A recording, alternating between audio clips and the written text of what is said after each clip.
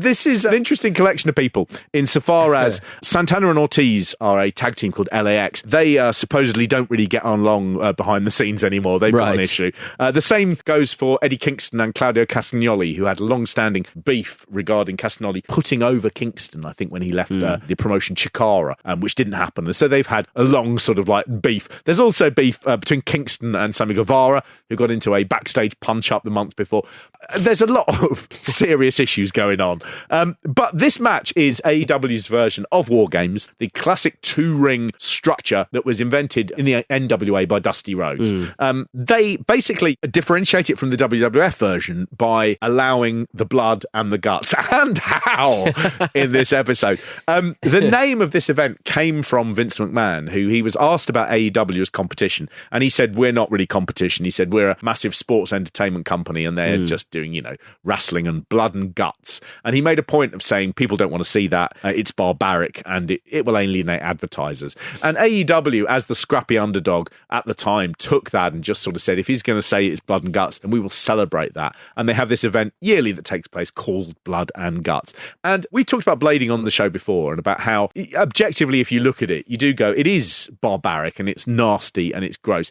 But it is also good, isn't it? It is good. I mean, when you've got a man hanging upside down from the corner of two rings, blood all over his face, like Jesus or Mussolini or something. It just looks absolutely crazy. I mean, it always makes me think of scenes in, like, The Long Good Friday, where they open up a meat locker and there's a hood hanging upside down on a meat hook. It's just, as a visual, it's pretty thrilling, isn't it? And what would this match be without the blood and the guts and the gore and the violence? Well, it would be a WWE War Games match, and we're not reviewing one of them this year, are we?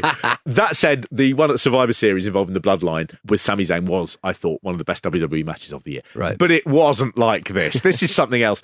They have a nice little opener where you get people sort of setting the scene, and it's Dean Malenko, who is looking positively sort of like flaky old these days, and Excalibur, who does a little bit where he talks about it. And it's a funny thing in wrestling, you do take it for granted, but I did sort of have a moment where Excalibur, who is talking in a mask, just sort of going, I mean, it's one of the hardest matches that you can... I did sort of glance at it and go, that is weird. That is why. It doesn't seem right. It just, yeah. I mean, anytime you see someone wearing a mask, never good. Never good. Al Qaeda, Cambridge rapist, or frightening thing in The Purge. Yeah. Or Excalibur explaining how a match works. Really odd thing to see. And out come the Jericho Appreciation Society, and they've been running a thing where Jericho has sort of got his group of sports entertainers. They're again pushing towards that idea that they are not, wrestlers because it's about sports entertainment. And they come out in those horrible red droogie kind of costumes. Yeah, red fishnet fucking tops and those little hats like you'd get on a stag party.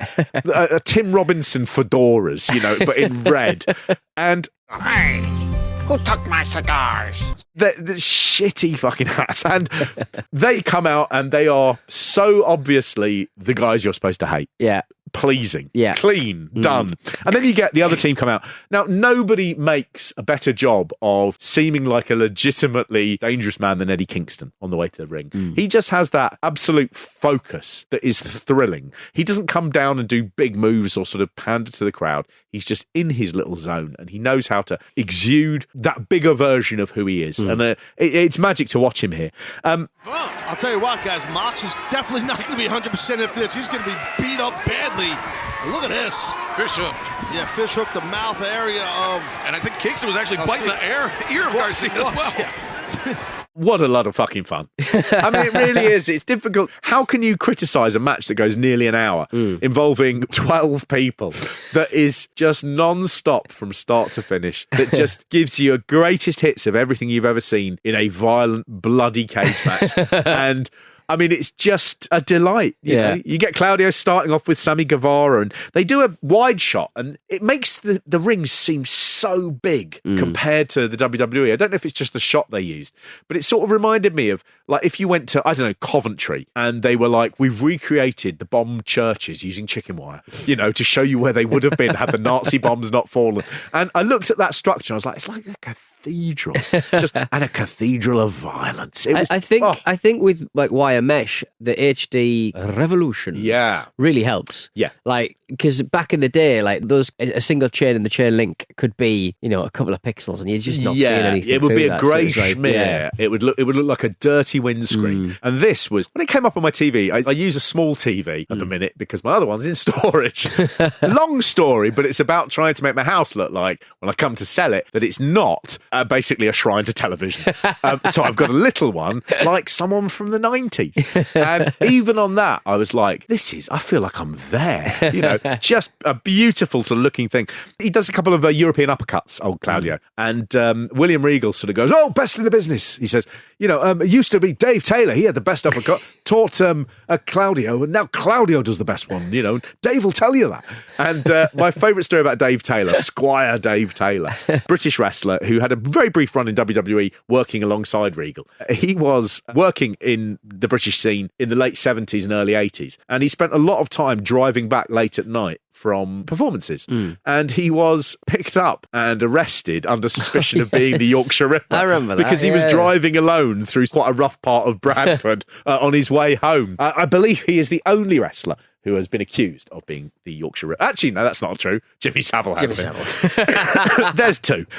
So these two, for me as well, when they start off, Claudio and Sammy Guevara, they exemplify what is the strength of AEW, which is there are the guys who aren't the top stars. They are the guys who appear every week, and you put them together and you go, wow, they are arrestingly good. And I think they're working at a higher level than anybody else in the WWE. They just seem hungry and stiff and willing to go out there and lay everything on the line. And I think there's a lot of people in WWE who I don't think are encouraged to do that. I think there's a sense of going, stay in your role, know your role. And in this, they just go out there and leather each other, and it's just thrilling, Sammy's doing everything to scramble in this nasty structure. He just lands. Sammy's been in 5 car wrecks since this damn thing started. Yes, he has. Just trapped in this massive structure by this killer named Claudio Castagnoli. Watch out here, Sammy up to double. Look, he's just trying to get away from Claudio.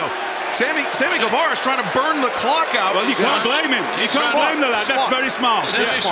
I think Regal makes this match for me a little bit because he's just constantly bubbling on about like, I wrestled John Moxley, he ripped my earlobe off. Yes. Castagnoli, he jumped on my head and I retired. It's like he repeatedly jumped on my head. I wrestled John Moxley, he ripped my earlobe off. My last match ever in this industry was against Claudio Castagnoli. He finished me off by jumping on my head with 2 feet. That's why I no longer compete. I wouldn't want anybody in the world who is in the Blackpool Combat Club in it with us. These men are proven warriors. He is very, very good. And you can tell, this AEW run, which I think will be slightly sort of seen as being, he couldn't wait to get back to WWE. I think he had a lot of fun doing this run. I think it really elevated him hugely. And I hope people don't forget how important this run was to basically cementing his legacy as being one of the most important wrestlers of his generation. He's magic, and he's very good on commentary. Just a natural. This was the one thing that I couldn't strategize with anybody about. I'm completely out of my depth.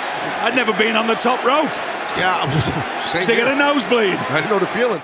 There was a problem with the Billy link. However you watched it, AEW, we definitely watched it properly. We watched it at the time, going out on ITV's hub. 15th channel. We remembered it. And then we're doing it now. There was an issue with the ITV hub that kept rewinding. The Shanghai one, rewinding like every 10 seconds. So I think 2 or 3 times William Regal said, when you start to lose blood, you start to lose oxygen. And then when you lose more blood, you're losing iron and potassium. And I was like, is he going to list everything that's in blood? Every drop of blood that you lose, a bit more oxygen seeps out of your body. Your iron levels start to drop. Everything, your potassium, everything starts to go. And these men are worn out. This is one of my favourite bits because this happens right at the end where it's really ramping up. And they get into that. And for some reason, they can't let that chat go. So they're teetering on the top of the cage. And what that comes up in is JR going, they haven't even been able to rehydrate during this hour. They haven't been able to get any water. And they're going, no, that's a good point. They haven't had any water. It's like, they're literally going to fall off the side of of a fucking cage. Let's not worry about whether or not they're thirsty. Regal to that point with potassium, you cramp up. That's exactly what happens. Exactly, yes. They haven't had a chance to rehydrate. Right, you're right. Water break. It's impossible. You get Daniel Garcia coming in, and he comes in just as Claudio begins to do the giant swing on Sammy Guevara. Yeah. And again, AEW are very, very good at those fine details. He cuts off the giant swing that all the crowd want to see, and everyone boos. What a good, sensible thing to do to get a bad guy in to make. He comes into boos because of what he does. Just really cleverly, good, natural detailing that doesn't feel forced and is just absolutely great. I was looking at this with Sammy Guevara and Daniel Garcia, and it's funny how youth is a very heelish attribute. That just by being young and in a match like this, you go, disgraceful. Just absolutely loathsome. It's a funny thing how it's very easy to be booed by a crowd if all you are is young. Really odd.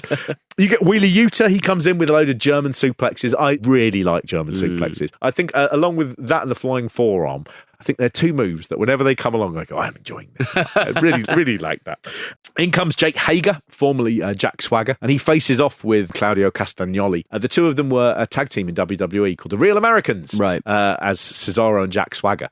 And I think this is the first time they pretty much faced off since then. They were the tag team who basically presaged the rise of the American Patriot movement. Something that WWE naturally don't go on and on about now, but they very much foresaw that a few years before it happened. I'm not saying they're obviously responsible for it, but I mean, they certainly didn't fucking help it. I made that clear. I was looking at this, and when you have that sort of thing about Patriot tag teams, I was thinking, it's a real disappointment to me that no one in Britain has yet gone, we should be doing something that reflects the now, and we should be doing it in a comedy way. And I really want a tag team of Tories. I think if you did like The Cabinet, and there are a couple of, blokes who come out and they're red-faced and ruddy and they're waving little Union Jacks and there's money coming out and they got bad PPI, I'm surprised that hadn't happened. The closest we had to that was a guy called Spike Trivet, and he had I am very much the Bullingdon Club. Right. And he'd come out with a bottle of champagne and he'd talk about how awful it was to be wrestling in Camden, and he's slightly backed away from that since his career has gone bigger. I miss silly contemporary gimmicks, and British wrestling has always felt like one of those places where it's safe to do those. And I would like to see more stuff that you go, I mean, that was such a 2023 idea. Salt Bay. The Salt Bays. The Salt Bays. Two Salt Bays that are in a relationship and are continually trying to touch each other's World Cups. And they're constantly pushing them away. The shit memes. Yeah. You'd have Salt Bay, you'd have Hasbulla, you'd have all of like the ones that you see on TikTok. Yeah. Harry the Maguire Wheelstone Raider. The Wheelstone Raider. Yes. Do you know what? I'm going to give this to British wrestling. You can have it. And let me tell you, this is fucking money. It's a tag team called the Dubai Guys, right? Yes. And the Dubai Guys are just the worst type of Dubai guys. That's all you need. Yeah. Stick a girl with them with a big fucking hairdo, and that is money. They are being booed out of the fucking building. The Dubai Guys. The Dubai Guys, they want you in on their pyramid scheme, and they're going to fight Ronnie Pickering tonight at the Chatham. They are going to be doing crypto announcements the second the show is over. Right? Let's do it. The Dubai Guys. There are so many enemies to average British people. Yeah. Just pick them. Just find them. People, a tag team of men who have got opinions about Meghan Markle. Yes. Stick them in there, watch them get the shit kicked out of them, and everybody cheer. This shouldn't be difficult. I'm annoyed about the Dubai Guys. Just thinking about them is boiling my piss. I'm furious. No penny tax. Continually going on about a guy that they know who can get you out of tax. That's exactly the sort of thing that I think would work. Or talking about special private healthcare. You know who I am? You're a fool. You know who I am? You what? You know who I am? Come on, who are you then? Ronnie Pickering. Ronnie Pickering. Ronnie Pickering! Who the fuck's that? Yeah, me. It doesn't matter what your name is.